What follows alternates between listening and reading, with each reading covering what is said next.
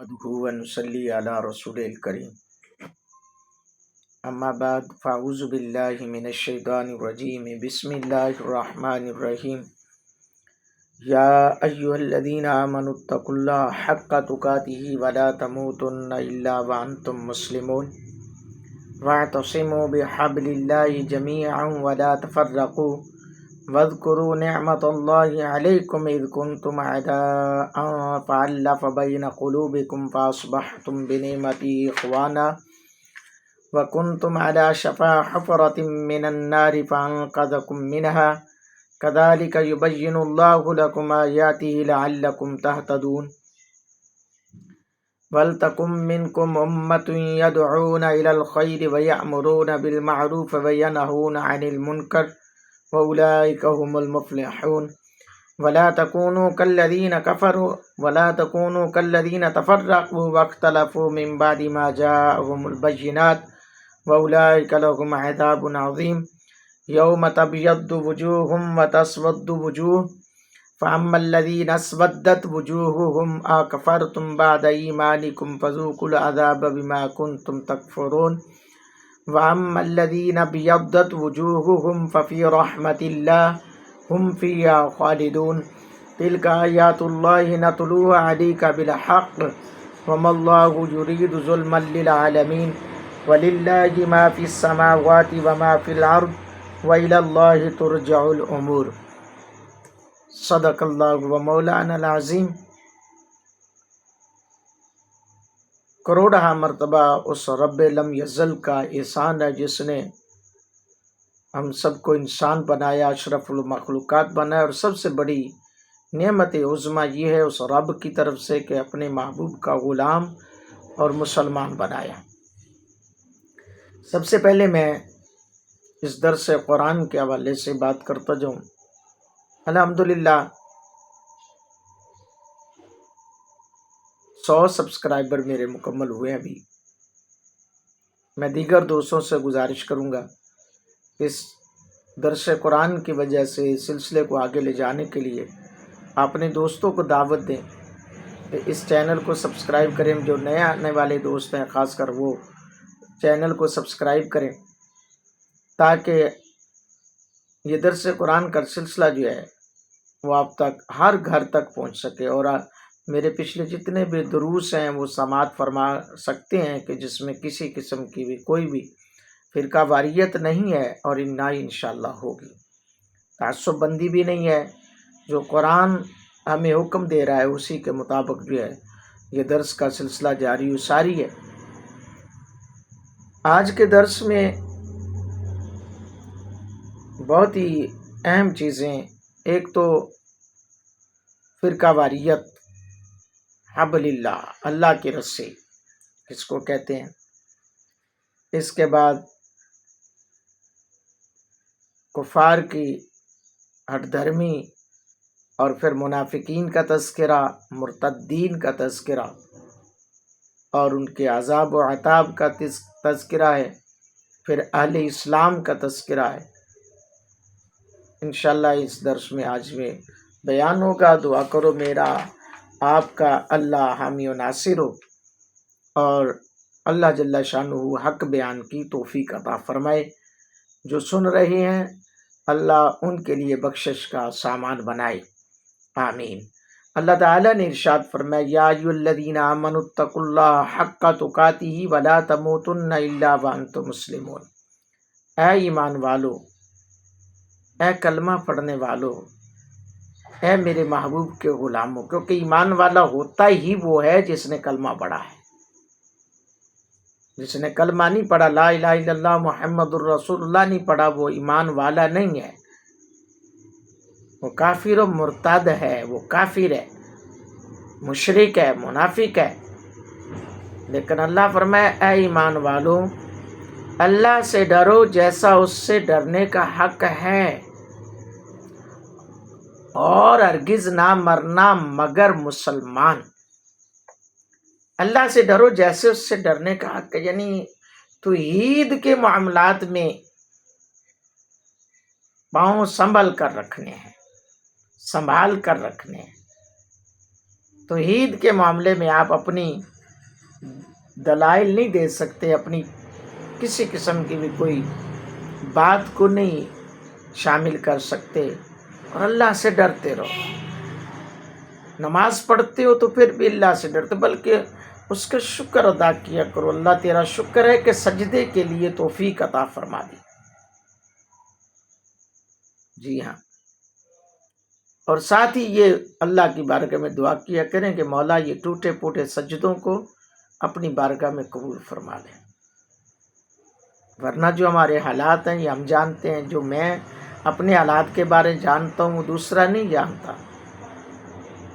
اللہ رب العالمین نے آگے ارشاد فرمایا وَاعْتَصِمُوا بِحَبْلِ اللَّهِ جَمِيعًا وَلَا تَفَرَّقُوا، اور اللہ کی رسی مضبوطی سے تھام لو، مضبوط کر کے تھام لو، سب مل کر اور آپس میں پھٹ نہ جانا، یعنی فرقوں میں بٹ نہ جانا۔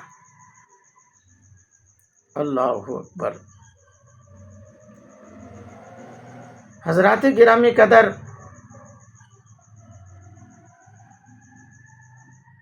اللہ جل شانہ نے حبل اللہ یعنی حبل اللہ سے مراد کیا ہے، اس کی تفسیر میں چند اقوال ہیں۔ اس سے مراد یا تو قرآن ہے، مسلم شریف کے حدیث میں وارد ہے کہ قرآن پاک حبل اللہ یعنی اللہ کی رسی ہے، جس نے اس کی اتباع کی وہ ہدایت پا گیا، جس نے اس کو چھوڑا وہ گمراہی پا گیا۔ حضرت ابن مسعود رضی اللہ تعالیٰ عنہ نے فرمایا کہ حبل اللہ سے مراد جماعت ہے، اور فرمایا کہ تم جماعت کو لازم کر لو کہ وہ حبل اللہ ہے، یعنی جماعت جو ہے یہ بھی ایک حبل اللہ ہے، اور جو جماعت کو چھوڑ کر اکیلا ہو جاتا ہے وہ پھر اکیلا ہی رہ جاتا ہے، تنہا ہی رہ جاتا ہے۔ جماعت میں برکتیں ہیں، اور اس جماعت کو اللہ تعالیٰ نے حبل اللہ بھی کہا۔ حدیث پاک میں حضرت ابن مسعود رضی اللہ تعالیٰ عنہ کی یہ حدیث پاک ہے، جس کو مضبوط تھامنے کا حکم دیا گیا، اور فرمایا کہ آپس میں بٹ نہ جانا، جیسے کہ یہود و نصارہ بٹ گئے۔ اس میں ان افعال و حرکات کی ممانعت کی گئی جو مسلمانوں کے درمیان تفریق کا سبب ہوں، یعنی ایسے کام کرنے سے منع فرمایا گیا جس سے مسلمان آپس میں بٹ رہے ہوں۔ وَاذْكُرُوا نِعْمَةَ اللَّهِ عَلَيْكُمْ إِذْ كُنْتُمْ أَعْدَاءً فَأَلَّفَ بَيْنَ قُلُوبِكُمْ فَأَصْبَحْتُمْ بِنِعْمَتِهِ إِخْوَانًا، اور اللہ کا احسان اپنے اوپر یاد کرو جب تم میں بیر تھا یعنی دشمنی تھی، اس نے تمہارے دلوں میں ملاپ کر دیا تو اس کے فضل سے تم آپس میں بھائی ہو گئے۔ اسلام کی بدولت عداوت دور ہو کر آپس میں محبت پیدا ہوئی، حتیٰ کہ اوس اور خزرج کی وہ مشہور لڑائی جو 120 سال سے جاری تھی، اسلام کی وجہ سے وہ ختم ہو گئی، اور وہ اس کے سبب جو 120 سال سے ایک دوسرے کے خون کے پیاسے تھے، قتل و غارت کی گرم بازاری رہتی تھی، سید عالم صلی اللہ علیہ وسلم کے ذریعے وہ آگ کو اللہ تعالیٰ نے ٹھنڈا کر دیا، اور جنگجو قبیلوں میں محبت اور الفت پیدا ہوئی۔ وَكُنْتُمْ عَلَى شَفَا حُفْرَةٍ مِّنَ النَّارِ فَانقَذَكُم مِّنْهَا، اور تم ایک غار دوزخ کے کنارے پر تھے تو اس نے تمہیں اس سے بچا لیا، یعنی دوزخ کے قریب پہنچ چکے تھے کفر کے سبب، تو اللہ تعالیٰ نے ایمان جیسی دولت عطا فرما کر تمہیں اس آگ سے بچا لیا۔ كَذَلِكَ يُبَيِّنُ اللَّهُ لَكُمْ آيَاتِهِ لَعَلَّكُمْ تَهْتَدُونَ، اللہ تم سے یوں ہی اپنی آیتیں بیان فرماتا ہے کہ کہیں تم ہدایت پا جاؤ۔ وَلْتَكُن مِّنكُمْ أُمَّةٌ يَدْعُونَ إِلَى الْخَيْرِ وَيَأْمُرُونَ بِالْمَعْرُوفِ وَيَنْهَوْنَ عَنِ الْمُنكَرِ، اور تم میں ایک گروہ ایسا ہونا چاہیے کہ بھلائی کی طرف بلائیں اور اچھی بات کا حکم دے اور بری بات سے منع فرمائیں، یعنی اس آیت سے مراد امر بالمعروف و نہی عن المنکر کی فرضیت کا تذکرہ اور اجماع حجت ہونے پر دلیل دی گئی ہے کہ تمہارے اندر ایسے لوگ ہونے چاہیے جو ایک دوسرے کو تبلیغ حق دیں، برائی سے روکیں، نماز کا حکم دیں، قرآن کی تعلیم دیں، ایسے لوگ ہونے چاہیے۔ وَأُولَٰئِكَ هُمُ الْمُفْلِحُونَ، اور یہی لوگ مراد کو پہنچے۔ یعنی کہ جیسا کہ یہود و نصارہ آپس میں مختلف اور ان میں سے ایک دوسرے کے ساتھ دشمنی پڑ گئی، یا جیسا کہ خود تم زمانہ اسلام سے پہلے جاہلیت کے وقت میں متفرق تھے اور تمہارے درمیان بغض و عناد تھا، اس آیت میں مسلمانوں کو آپس میں اتفاق اور اجتماع کا حکم دیا گیا، اختلاف اور اس کے اسباب پیدا کرنے کی ممانعت بیان کی گئی۔ حدیث میں بھی اس کی بہت تاکیدیں وارد ہیں۔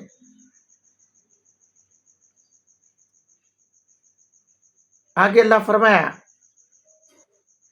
وَلَا تَكُونُوا كَالَّذِينَ تَفَرَّقُوا وَاخْتَلَفُوا مِن بَعْدِ مَا جَاءَهُمُ الْبَيِّنَاتُ وَأُولَٰئِكَ لَهُمْ عَذَابٌ عَظِيمٌ، اور ان جیسے نہ ہونا جو آپس میں پھٹ گئے اور ان میں پھوٹ پڑ گئی۔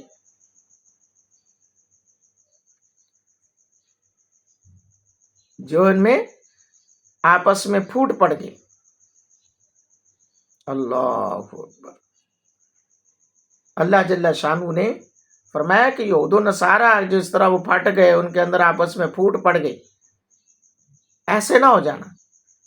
من بعد ما جاءہم البینات، بعد اس کے کہ روشن نشانیاں انہیں آ چکی تھیں۔ وَأُولَٰئِكَ لَهُمْ عَذَابٌ عَظِيمٌ، اور ان کے لیے دردناک عذاب، بڑا دردناک عذاب ہے۔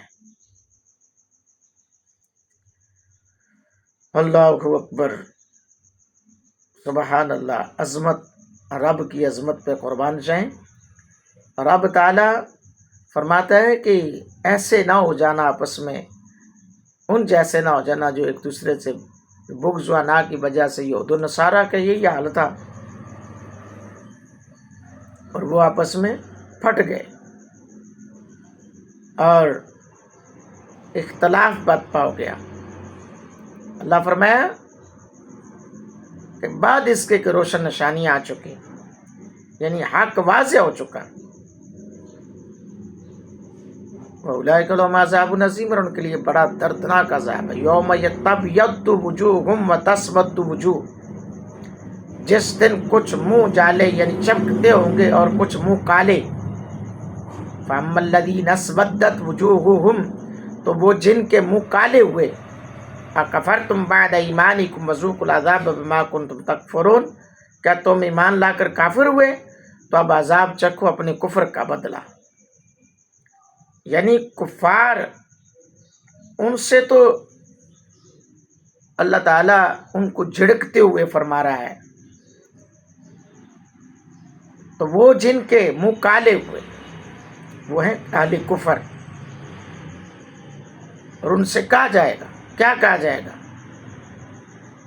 اکفرتم بعد ایمانکم فذوقوا العذاب بما کنتم تکفرون، کیا تم ایمان لا کر کافر ہوئے؟ یعنی اس سے مخاطب یا تو تمام کفار ہیں۔ اس صورت میں ایمان سے روز میثاق کا ایمان مراد ہے، جب اللہ تعالیٰ نے عالم ارواح میں وعدہ نہیں لیا تھا الست بربکم، کیا میں تمہارا رب نہیں؟ تو سب نے کہا تھا قالوا بلا، سب نے کہا تھا کیوں نہیں ہمارا تو رب ہے۔ تو یا تو اس سے یہ مراد ہے کہ عالم ارواح میں جو وعدہ کیا تھا تو اس وقت تو رب کو مان لیا، جب دنیا میں آئے تو منکر ہو گئے، یا اس سے مراد اب جو دنیا میں کافر ہوئے ان سے فرمایا جاتا ہے کہ روز میثاق امام لانے کے بعد تم کافر ہو گئے۔ امام حسن کا قول ہے کہ اس سے مراد منافقین ہے، کیونکہ جنہوں نے زبان سے اظہاری ایمان تو کیا اور ان کے دل منکر تھے۔ حضرت اکرمہ نے کہا کہ وہ اہل کتاب ہے جو سید عالم صلی اللہ علیہ وسلم کے آنے سے پہلے تو حضور کی نعتیں پڑھتے تھکتے نہیں تھے اور حضور پر ایمان لائے ہوئے تھے، اور حضور کے ظہور کے بعد آپ کا انکار کر کے کافر ہو گئے۔ دوسرے قول کے مطابق اس سے تمام مرتدین مراد ہیں جو اسلام لا کر پھر گئے اور کافر ہو گئے۔ فذوقوا العذاب بما کنتم تکفرون، تو اب عذاب چکو اپنے کفر کے بدلے کا۔ وَأَمَّا الَّذِينَ ابْيَضَّتْ وُجُوهُهُمْ فَفِي رَحْمَةِ اللَّهِ هُمْ فِيهَا خَالِدُونَ، اور وہ جن کے منہ انجالے یعنی روشن ہوئے، اہل ایمان کلمہ پڑھنے والے، وہ بڑے اللہ تعالیٰ کی فضل و کرم سے فرحان و شاداں ہوں گے، خوش ہوں گے، ان کے چہرے چمکتے دمکتے ہوں گے، دائیں ہاتھ میں دانے بانے سائے ہر قسم دایاں بایاں علاقہ ان کا چمکتا ہوگا۔ ففی رحمت اللہ، وہ اللہ کی رحمت میں، ہم فیہا خالدون، وہ ہمیشہ اس میں رہیں گے۔ تلک آیات اللہ نتلوہا علیک بالحق، یہ اللہ کی آیتیں ہیں کہ ہم ٹھیک ٹھیک تم پر پڑھتے ہیں۔ وما اللہ یرید ظلما للعالمین، اور اللہ جہان والوں پر ظلم نہیں چاہتا۔